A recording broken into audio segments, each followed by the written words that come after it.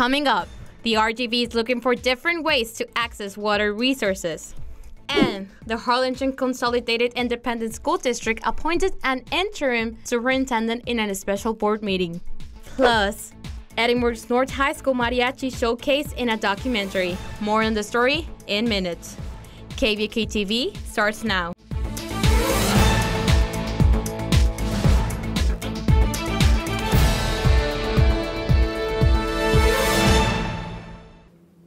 Hey Vaqueros, I'm Fernanda Gonzalez. This is the third fall edition of KVK TV. Today is Monday, September 9th, and at the top of the newscast, the Rio Grande Valley is turning to different water resources as National Oceanic and Atmospheric Administration reports an ongoing drought. Here is reporter Celine Bocanegra with a more in-depth look into the story. The National Integrated Drought Information System reports the Hidalgo County area to be in an abnormally dry state, an improvement since an exponential drought in 2021. Civil engineering professor Jean-Suk Ho says Rio Grande water is one of the major resources for drinking and agricultural use. More than 90% of the water is directly from the Rio Grande. There's another resources. One of the important resources is just kind of groundwater, desalinated water, but those percentages was very small. But the groundwater has another issues about we are located in the coastal area, so the groundwater has high salinity, and there's a lot of minerals, but the high salinity also. So desalination of the groundwater is one of the main issues. Professor Ho adds more about the negative effects that the drought has caused. It just kind of negatively impacted all of these kind of environmental things. And also for the human being and the community around here. According to Professor Ho, the 27 integration districts in the valley are not always able to supply water due to the low river water levels. Now we can say water is very precious. Water supplies decline on this location means a lot because of our major industrial resources for agricultural uses, right? If that doesn't make the goal, then even just kind of economies of this valley will be decreased. For KVAQ TV in Edinburgh, Celine Bocanegra.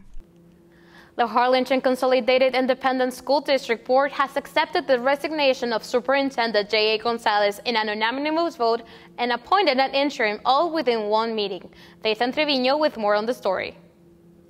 The decision came from Tuesday's special board meeting held at the Harlingen CISD Administration Building, ending Gonzalez's run as superintendent, which started just over 1 year ago.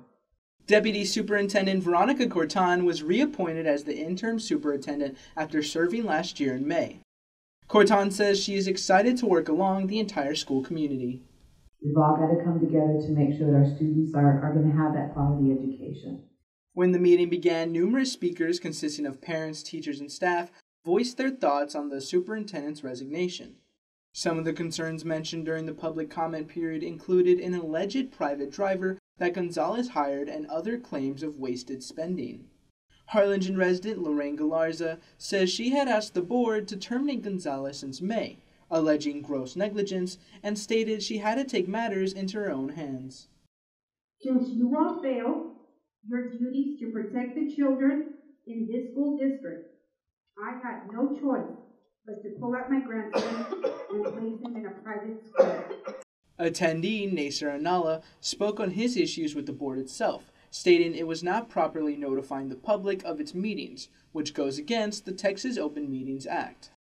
Under 551.056, it requires you to post a meeting notice and a meeting agenda on your HCISD website.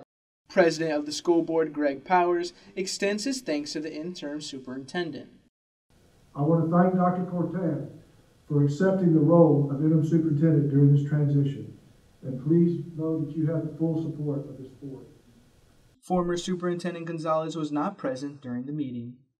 Powers says the board will be unable to make any further statements regarding Gonzalez's resignation.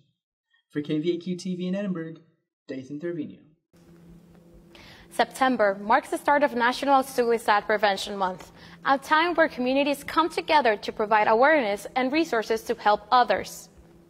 UTRGV will be hosting a wellness series with the School of Social Work throughout this month, from noon to 1 p.m. every Thursday through Zoom. UTRGV Clinical Associate Professor Enedina Enriquez also offers advice for those who are struggling to seek help and ways to help someone during a hard time. In reality, it's okay if you don't know what to say. You don't have to.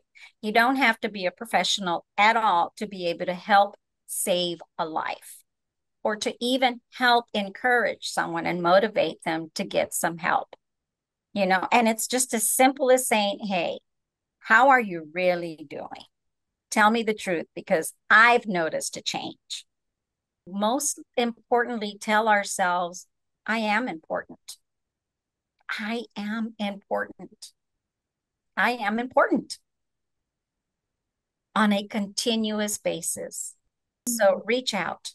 The workshop will discuss anxiety and depression, suicide prevention, and how to help yourself or someone else. The event will be open to faculty, staff, and students. For more information about what counseling services UTRGV has to offer, go to utrgv.edu/forwardcounseling. Edinburg is in the spotlight of a new documentary, Growing Varsity in Mariachi, showcasing Edinburgh's North High School, Mariachi. Desiree Villanueva has the story. A high school known for its state track and field champions, 5-time national award-winning Golden Spurs, and its state-winning Mariachi Oro, is now streaming on Netflix. Director Abel Acuna speaks on how the idea began. Back in 2019, I got emailed by the film directors Sam Osborne and Alejandra Vasquez, and they wanted to do a small little, about 18-minute, short documentary, because they were interested that UIL picked up mariachi and was being recognized the same as marching band. Acuna says when the pandemic hit, the production stopped. Shortly after COVID restrictions were lifted, they decided to continue with the documentary and extend the duration of it. Sparked the interest of how does the mariachi recover, coming out of a pandemic? What is up with Edinburgh North? What are they doing now, the Edinburgh North Mariachi? And so they pitched this long idea, to me, and I was like, let's do it. Like, that's amazing. Former section leader Isabella Luna shares her experience being a part of the music ensemble. So the first time we watched it was not like on a big screen. We watched it first together. I want to say we went to Mr. Acuna's house, and like all of the main people in the movie, we all got together there when we watched it. And I just remember crying. Every time I watch the movie, I cry because it's so special. It has me teaching my little sister, who's now the leader of the mariachi. Luna hopes for the audience to feel the mariachi's passion for its music. Seeing the Valley on a big screen like that, I know a lot of my different tias and tios and cousins and stuff have been saying how excited they are that the Valley was able to be showcased, and Edinburgh specifically, and then Edinburgh North. And it's just, everybody's so proud to be from the Valley, proud to be Mexican, proud to know mariachi. For KVAQ TV in Edinburgh, Desiree Villanueva. That's all for our newscast. Make sure to watch us Monday through Friday on VCast monitors and on social media. For KVAQ TV, I am Fernanda Gonzalez. Peace up!